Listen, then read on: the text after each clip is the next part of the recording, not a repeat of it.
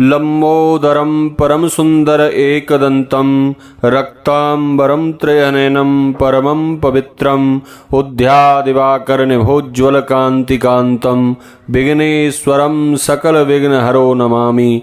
नमस्कार प्रिय बंधुओं, आप सभी का हमारे YouTube चैनल में बहुत बहुत स्वागत है।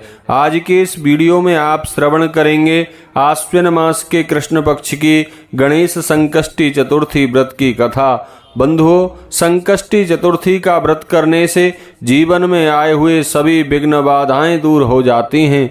भगवान श्री गणेश की कृपा से संकटों में घिरा हुआ व्यक्ति सभी प्रकार के संकटों से मुक्त होता है और घर में शुभ कार्य संपन्न होने लगते हैं। भगवान गणपति रिद्धि सिद्धि शुभ लाभ को प्रदान करने वाले हैं। भगवान विघ्नहर्ता गणपति की कृपा जिन भक्तों के ऊपर हो जाए उनके जीवन में सभी संकट और कष्ट मिट जाते हैं। आप सभी माता बहनों को संकष्टी गणेश चतुर्थी व्रत की बहुत बहुत शुभकामनाएं। भगवान विघ्नहर्ता गणपति आपके मन की सभी शुभकामनाओं को पूर्ण करें। इस दिन भगवान गणपति की पूजा अर्चना के उपरांत गणेश संकष्टी चतुर्थी व्रत की कथा श्रवण करने से व्रत का पुण्य फल प्राप्त होता है। तो आइए श्रवण करते हैं गणेश संकष्टी चतुर्थी व्रत की कथा। एक बार प्रेम से कहिए, बोलिए गणपति गजानन भगवान की जय। एक समय की बात है बंधुओं कि भगवान विष्णु का विवाह जब माता लक्ष्मी के साथ सुनिश्चित किया गया, विवाह की सारी तैयारी होने लगी। सभी देवताओं को निमंत्रण भेजे गए, परंतु गणेश जी को निमंत्रण नहीं दिया गया। कारण जो भी रहा हो, अब भगवान विष्णु की बारात जाने का समय आ गया। सभी देवता अपनी अपनी पत्नियों के साथ विवाह समारोह में आए।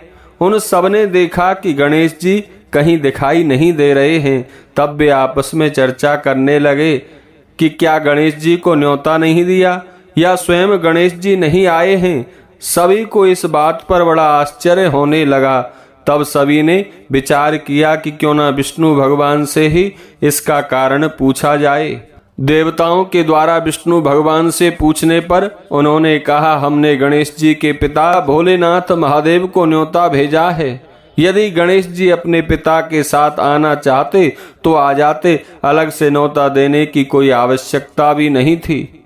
और दूसरी बात यह है कि उनको 1.25 मन मूंग, 1.25 मन चावल, 1.25 मन घी और 1.25 मन लड्डू का भोजन दिन भर में चाहिए।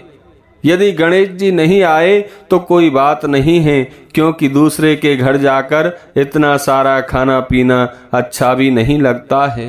इतनी वार्ता कर ही रहे थे कि किसी एक ने सुझाव दिया, यदि गणेश जी आ भी जाएं तो उनको द्वारपाल बनाकर द्वार पर बिठा देंगे और उनसे कहेंगे कि आप घर की रखवाली करना।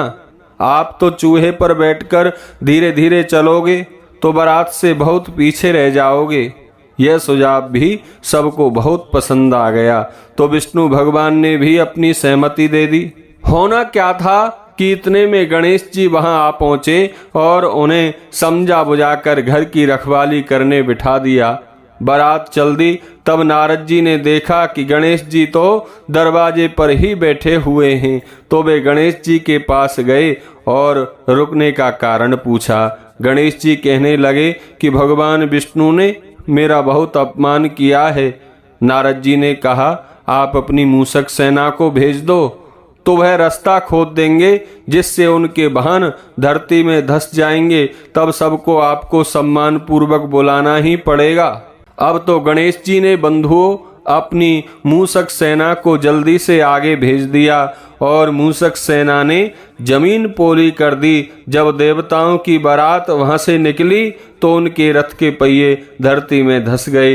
लाख कोशिशें करें परंतु पहिए नहीं निकले। सभी ने अपने अपने उपाय किए, बहुत से प्रयत्न किए, परंतु पहिए तो निकले नहीं, बल्कि जगह जगह से और टूट गए। किसी की समझ में कुछ नहीं आया अब क्या किया जाए।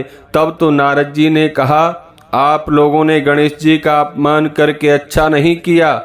यदि उन्हें मनाकर लाया जाए तो आपका कार्य सिद्ध हो सकता है और यह संकट टल सकता है। शंकर भगवान ने अपने दूत नंदी को भेजा और वे गणेश जी को लेकर आए। गणेश जी का आदर सम्मान के साथ पूजन किया। तब कहीं रथ के पहिए निकले।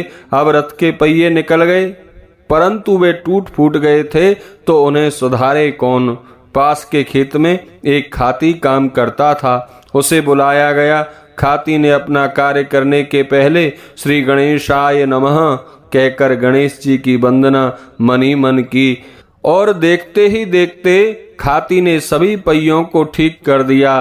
तब खाती कहने लगा, हे देवताओं, आपने सर्वप्रथम गणेश जी को नहीं मनाया होगा और ना ही उनकी पूजा की होगी, इसीलिए तो आपके साथ यह संकट आया है। हम तो मूर्ख अज्ञानी हैं, लेकिन फिर भी किसी भी कार्य को करने से पहले गणेश जी की पूजा करते हैं, उनका ध्यान करते हैं।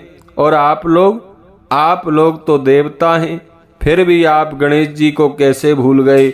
अब आप लोग भगवान श्री गणेश की जय बोलकर जाएं तो आप देखेंगे आपके सब काम बन जाएंगे और कोई भी संकट नहीं आएगा। ऐसा कहते हुए बारात वहां से चल दी और बंधुओं, विष्णु भगवान का विवाह माँ लक्ष्मी के साथ निर्विघ्नता पूर्वक संपन्न हो गया। बोलिए गणेश जी महाराज की जय।